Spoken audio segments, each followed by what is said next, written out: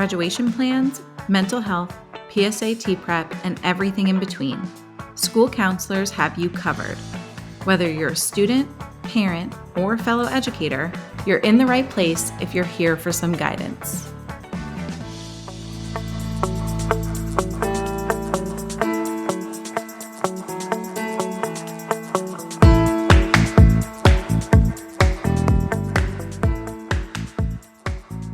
Hey. Welcome to another episode of Here for Some Guidance. We are the real no cap, and we are in the school counseling tea room ready to spill the tea. I'm Vyra James, school counselor from Ashley Ridge High School in Dorchester District 2. And I am Tamika Tisdale, career counselor with Charleston County School District. And I'm Juanita Hall, school counselor for Dorchester High School, Dorchester 2 schools. So grab your teacups and get ready for this information-packed session on the life after high school. What should I do now, and how do I get there?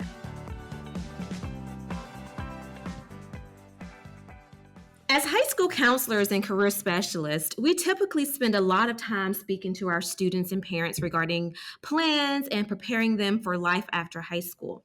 When we speak to them, we generally provide 4 options. We would either tell them we're going straight into the workforce, where you can go into the military. You can do a 2-year program, be it a trade school, a training program, or you can go to a 4-year college. Right. Never do we give the student the option of none, because we don't want them to choose that, obviously. Right. But we don't give the student the option of, I don't know either. Well, today we're going to spill some tea in that area of I don't know. While we would love for all students to choose one of those 4 options, the reality is more and more students simply have no idea what they want to do when they graduate. So I have a couple of questions for us to feast on right now. Number 1, how can we as school counseling educators help students in this area? What resources do we have to help these students develop a plan? But before we get into that, is it really a realistic expectation for us as adults, parents, educators, and society to expect a 19, 18, 17-year-old to have it all figured out? And is it okay that they may not have a clue as to what they want to do when they graduate? Well, first of all, no, I don't feel like it's a realistic expectation at all. And I will tell you why with my own personal story. When I was in high school, I participated in a nursing program for 4 years. But it wasn't until my senior year when I had to do an internship at the Veterans Hospital. Then I realized that, I don't want to do nursing anymore. I think that was a good experience for me because at that age, I found out that was not what I wanted to do. And you did it for free. Exactly. So I think as a career specialist, I can provide several resources to support students who are unsure, undecided about what they want to do. The first thing I would do is to ask the student to take an assessment test. And I will explain the benefits of that test. The test that I like to use, the assessment test that I like to use is the ONET interest profile. It's a vocational interest assessment. It provides the students with an accurate, reliable profile of vocational interests, and it will help them identify work-related interests, focus on career searches, and it will enable linkage of vocational interest and real-world occupation for that student. That's good. Also, I would provide them with resources and agencies that can support them, like the South Carolina Works and the Career One Stop. Those resources are valuable for our students.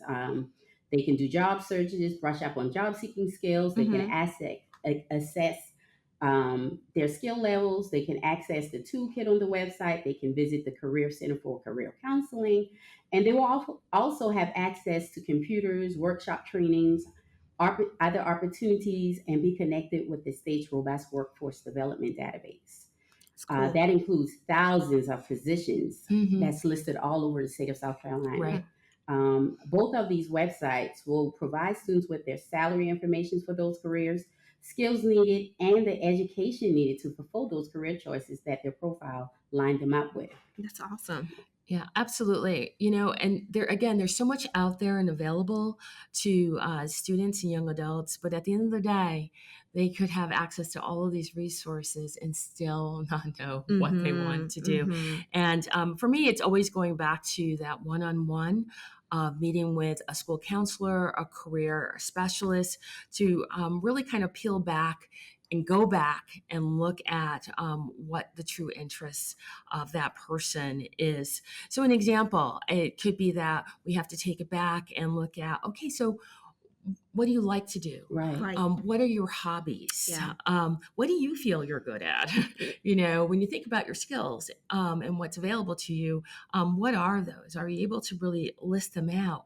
And then how does that pair up to a career? Or maybe we need to take it back even more and talk to their parent or their auntie or uncle, cousin, and talk about, hey, when we were back in the day when we were young, we were always talking about this, and so here I am now at 19 and I'm not sure. But to be able to take all this information back and to a school counselor, to a career specialist, and kind of put it out there to that person to help them clarify, what is it that they're about, what is it that they're good at, and what do they want to do as they move forward. This is really important. I think also young people today also are really interested in the work environment. I'm going to be spending a lot of time in this work environment, Yeah. a lot of years. So what's the nature of that work environment? Is it a place where I can grow? Is it a place where I can be creative? Is it a place where I can offer suggestions? And if they're good, then they're followed up on, it's listened to. So I think that is really important too. And a good school counselor or a career specialist can help kind of put all this together and come up with a good outcome for that young person. Yeah, I totally agree with what you've both suggested so far. And it sounds like what you both are saying is exposure is key. Exactly. It's so important. When they say that they're not sure, it's really a lack of knowledge and a lack of connecting those dots. And this is exactly where the counselor and the career specialist can come in and help those students and parents connect your dots. So parents and students, remember your counselor and career specialist in your buildings are invaluable resources that you need to make sure you're taking advantage of if you're in these positions. Yep. We are on your team. Yeah. This is exactly right. We can help them with work-based learning opportunities and some job shadowing opportunities. These are all the things that they can take advantage of now while they are in high school. This will allow them to become familiar with different types of jobs. Yeah. There are also job fairs, different types of career symposium, and career chats offered by the school. We try hard to make sure we are bringing these opportunities where the students are to ensure that they are being exposed to opportunities. Exposure is key. Exactly. Yeah. Also, there are companies like Boeing, W International, Urban Electric that are providing students with paid training and apprenticeship programs to help students go straight to the workforce. And there are many more companies like that. Yeah, so that's parents, awesome. We do need students to make sure that they are signing up for these opportunities. Make sure that you are asking your students about this information, that they are bringing this information home to you, so you are aware of what's going on and being offered at the school. Exactly. We rely heavily on high school students to relay this information to parents.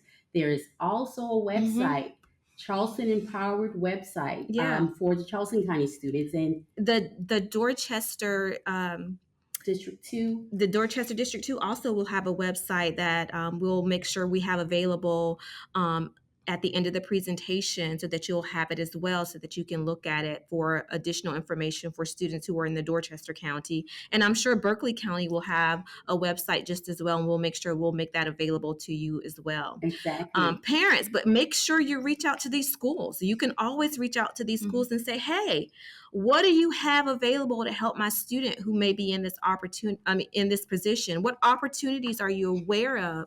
And making sure that when you get those invitations to those IGP meetings, that you schedule and attend and get this information firsthand. Those meetings are so important because all of these opportunities that we're talking about today, you can get get that information from those meetings. And definitely, as part of your prep, come prepared with questions so that we can really dive deep and give you what you need while you're with us. Right. I think we all agree that we don't believe that students should have it figured out, but not knowing is not an excuse not to explore. According to the U.S. Bureau of Labor Statistics, it says that people stay an average of 4.1 years with their employers. So this kind of makes the case that some adults still don't know what they want to do when they graduate. You know, we're still trying to figure things out. Okay, well, that's a wrap for this session of The Real No Cap. We hope that you've learned more about post-high school pathways and resources to explore if you're undecided or unsure about your next steps. Just know that it's okay not to be 100% sure about what you want to do after high school. What's important is that you keep exploring and using the resources that are available. So come back and join us again in the school counseling tea room as we spill the tea. Here for Some Guidance is brought to you by the Low Country Education Consortium, spearheaded by Amy McKenzie and Caitlin Hardwick, and inspired by the Tri-County STEMersion Conference.